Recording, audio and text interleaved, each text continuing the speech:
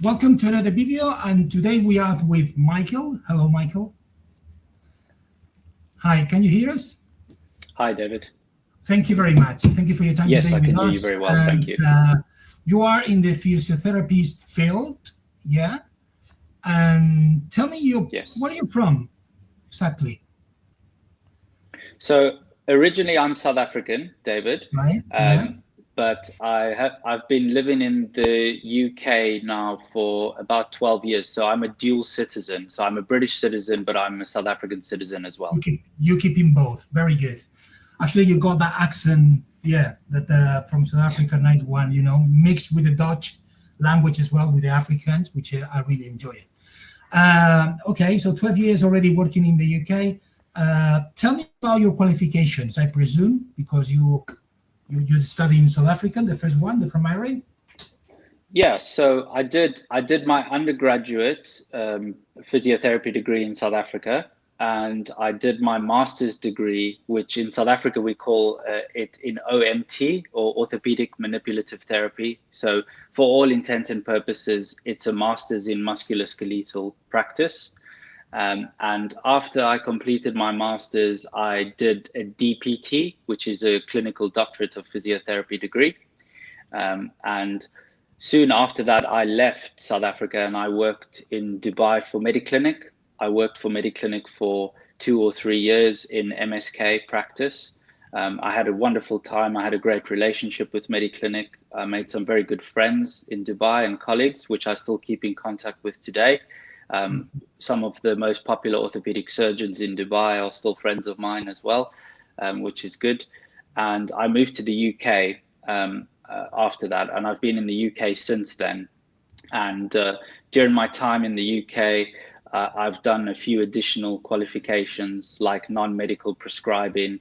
I've completed injection therapy diploma and a musculoskeletal ultrasound diploma as well since then. So, I do traditional physiotherapy treatments, acupuncture, shockwave, manual therapy. I inject, I do steroid injections, hyaluronic acid injections, PRP, arthrosamid, and I do scans, diagnostic ultrasound scans as well. And more recently, I've started, and I'm about halfway through my PhD through the University of Cumbria, which is in the north of the UK. And I'm investigating and writing on the journey to diagnosis for patients who have a condition called Ehlers-Danlos syndrome, which is a rare genetic condition that leads to people suffering with severe joint pains. And I'm looking at why it takes so long for these patients to get a diagnosis and treatment in the UK. Hmm. Good. Good that you're spending some time on it. Right. I've seen through your CV, you already had some experience managing people, opening departments. Tell me about those achievements, please.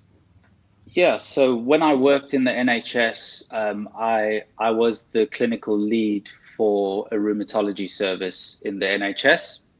And part of my role was obviously seeing patients and managing patients with a variety of different joint pains and different kinds of arthritis. But a big part of my role was also managing staff.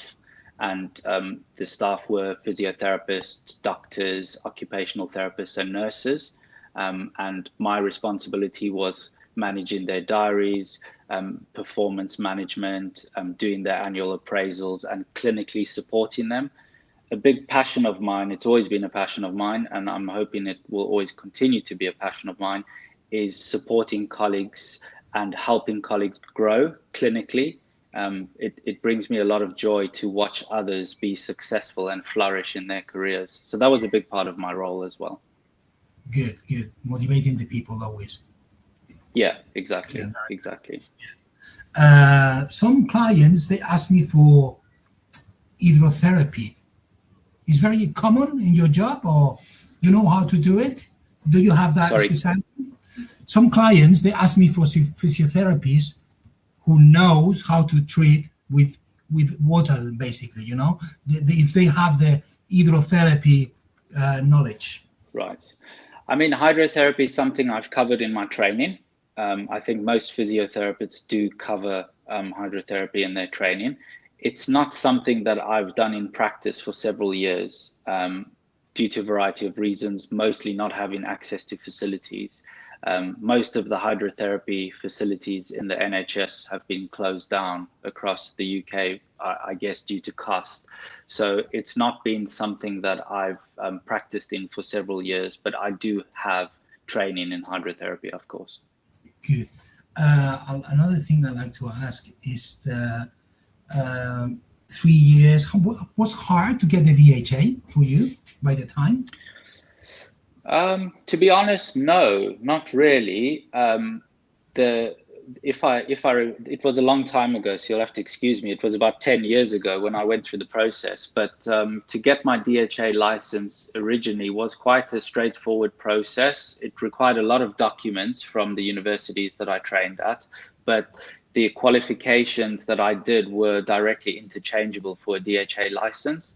So I wasn't required to do any additional exams or anything like that.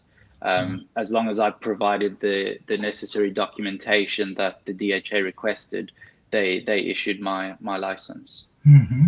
Back to your work experience. I've seen through your CV that you have rheumatology experience. You are Yes. one of the best in that field. Could you tell me about that as well, please? I mean, Well, I wouldn't say one of the best, but I've certainly had the privilege and the honor of working with a lot of very knowledgeable rheumatology consultants over the years, and I've been lucky enough to be mentored and trained by them, over the years. So I've got a lot of experience treating a variety of different kinds of arthritis, osteoarthritis, rheumatoid arthritis, psoriatic arthritis, connective tissue diseases, axial spondyloarthritis, all of these kind of inflammatory conditions, fibromyalgia, and as I mentioned, Ehlers-Danlos syndrome. I'm writing my PhD on that. And my knowledge kind of ranges from the physiotherapy, exercise, and rehabilitation aspect for these patients, but also I have a firm knowledge on the medical side as well, because I'm a prescriber and I inject. I can offer treatment across the spectrum, for these patients. I'm aware that there are differences in scope of practice between, the Middle East and the UK for different professions, but I have about 11 years of experience in working almost completely in rheumatology. mm-hmm. I've been talking to you for no more than 10 minutes, and I already find out that you are a candidate that should be placed in a proper place where they got proper tools with clients who needs a full cycle treatment, I would say, because tell me what you think Yeah, about I it. mean, yeah. So, in my clinic in Essex in the UK, I have all the physiotherapy equipment that I would need. I have an ultrasound scanner. I have various electrotherapy machines, shockwave machines, but then I also have a small gym. So I can offer patients, electrotherapy, shockwave, scans, but I can also offer them rehab. So if they need to strengthen their muscles, or if they need to get additional range of movement in their joints, if they need to lose some weight, whatever they need really to get better, I offer that. And obviously having all the equipment available makes that job much more achievable. Good, good, good, good. So you are still keeping the DHA license? My DHA license is, I believe, not active at the moment, according to my records, but I believe the process of reactivating it is quite simple. I think so. You don't have to go through the data flow again. That's nice.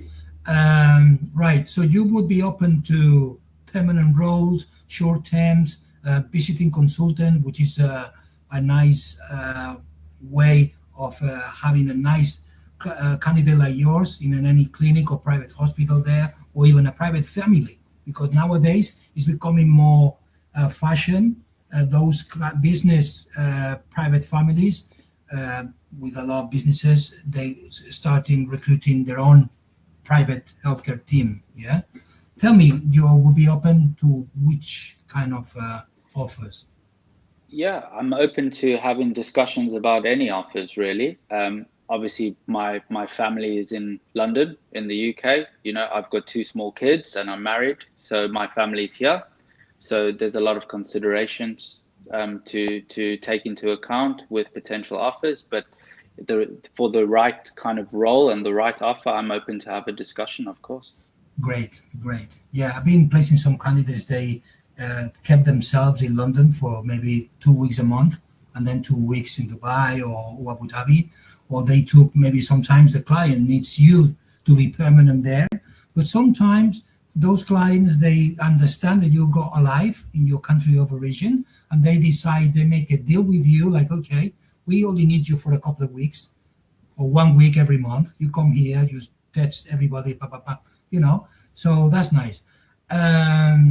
Would you like to say anything else, Michael, today? Um, No, not in particular. I guess I've covered my experience and my qualifications, and I would say that in the time that I lived in Dubai and worked with MediClinic, I thoroughly enjoyed it. My wife thoroughly enjoyed Dubai as well. We had a great life. You know, we lived in Al Safor, just off Jumeirah, and I worked at MediClinic Mirdif. I had the majority of my patients were locals, you know, because of Mirdif and Khawanish, which is an area around Mirdif. So the majority of my patients were Emiratis and absolutely lovely people and many fun memories. Good. Wasn't an issue that you didn't speak Arabic? Not at all. No, not at all. No issue at all. I found the majority of Emirati patients spoke English brilliantly, probably better than me actually. And the patients, maybe the elderly patients whose English was not that good, they always came with a family member, you know, who assisted with translation. So to be honest, I never had a single problem in my time in Dubai, not one. That's good. So you recommend to anybody, don't be scared because it's a nice place to be. Absolutely, absolutely. The only downside is the heat in summer. You know, the heat can get a bit much, but you can plan your life to go away for, you know, 3 or 4 weeks during the hottest months. And the lifestyle is great. It's safe.